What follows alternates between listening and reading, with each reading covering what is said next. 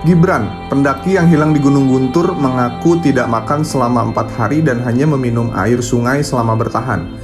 Berdasarkan video wawancara yang diunggah oleh akun Instagram Wakil Bupati Garut, Kang Helmi_Budiman, Gibran juga mengaku naik tebing namun terjatuh dan merasa susah untuk turun gunung. Selain itu, Gibran juga mengaku selama bertahan di Gunung Guntur, ada perempuan tua yang menawari makanan berupa roti, namun Gibran tidak memakannya, serta mengajak ke rumahnya, namun jalannya curam, sehingga Gibran tidak lantas mengikutinya.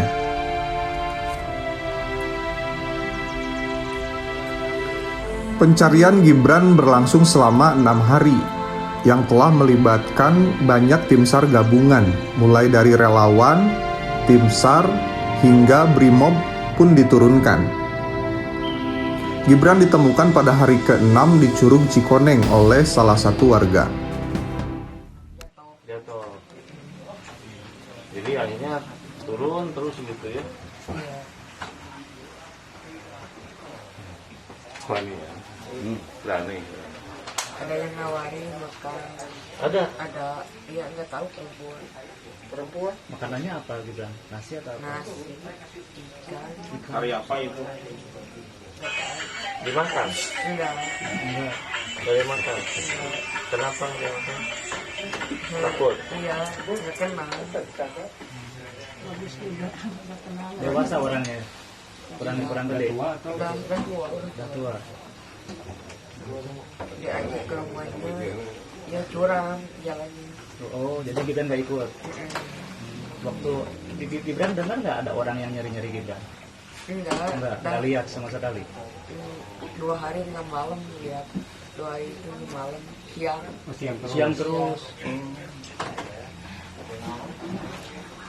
Jadi Gibran tuh merasa nggak ada malam ya, siang terus ya?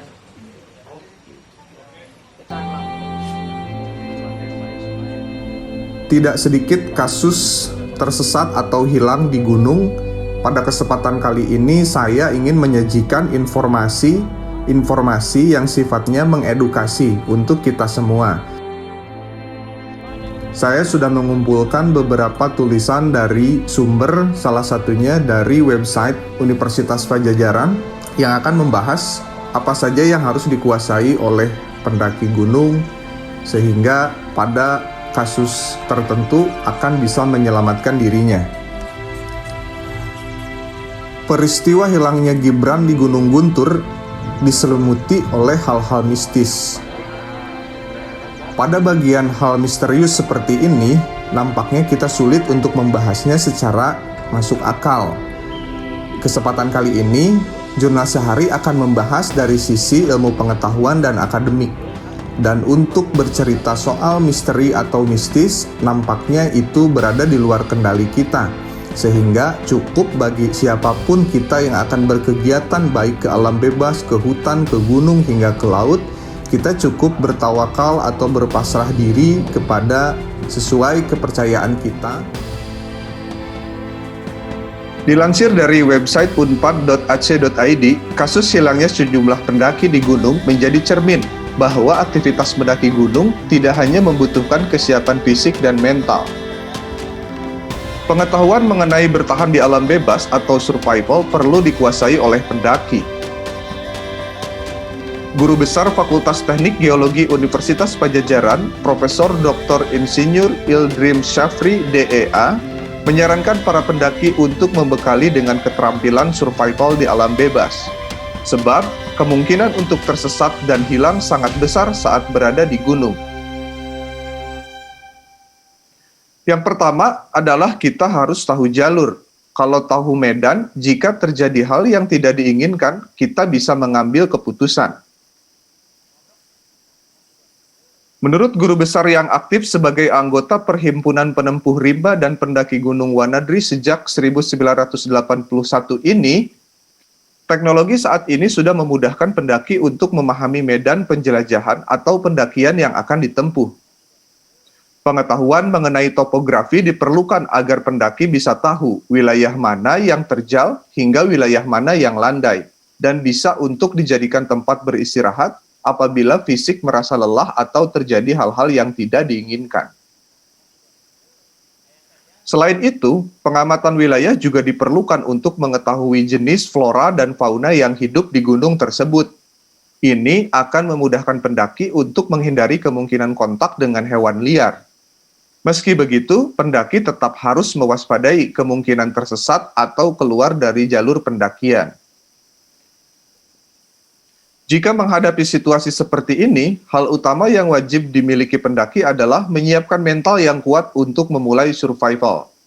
Mental yang kuat yang dimiliki akan membantu seseorang bertahan di alam bebas dan peluang untuk selamat akan semakin besar.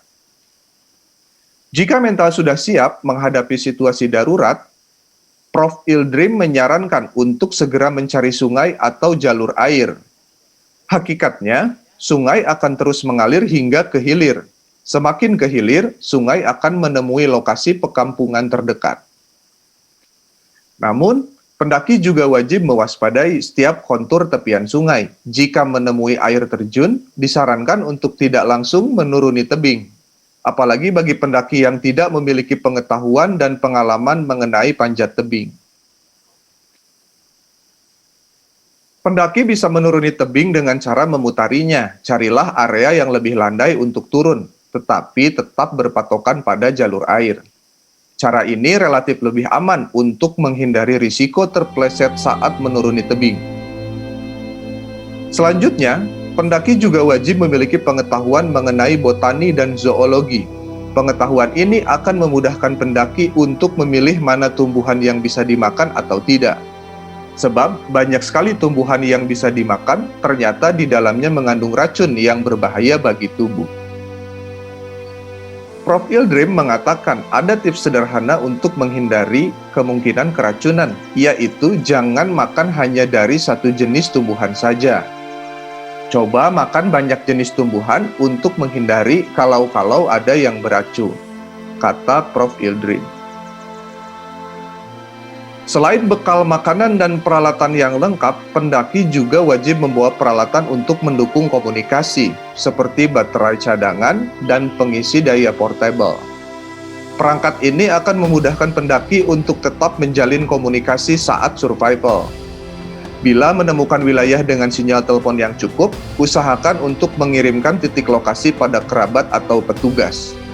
Titik lokasi ini akan membantu tim pencari untuk menemukan pendaki.